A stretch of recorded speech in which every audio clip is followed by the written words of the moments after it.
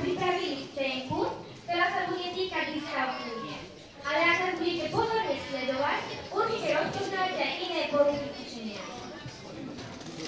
Zazvoní, žiaci sa postavia, prichádza učiteľ.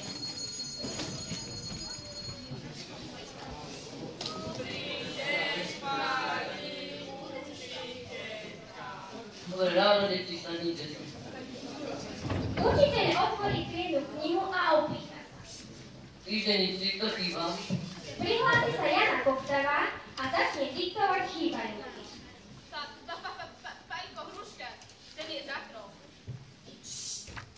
Máte domácu úlohu? Všetci ste uvedeli, aký je výsledok?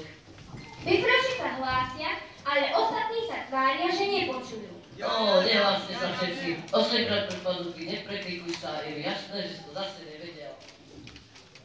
Učiteľ sa začne rozčuľovať. Čo je to správanie? Ticho všetci, otvoriť očite a vám budem skontrolovať domácu úlohu. Pán učiteľ chodí okolo žiakov, šomre si a hovorí. No to je teda nádhera, ty si zase riadne pohral. Po 8-krát nevieš túto lavicu, aj tak švabreš celú domácu úlohu. Nádevanie učiteľ sa vykašle na domácu úlohu a prejde radšej na nové učivo.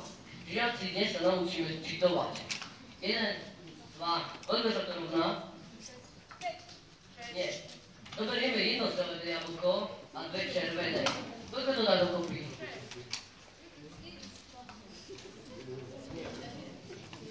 Ja si jedno zelené jablko a ty si 2 červené.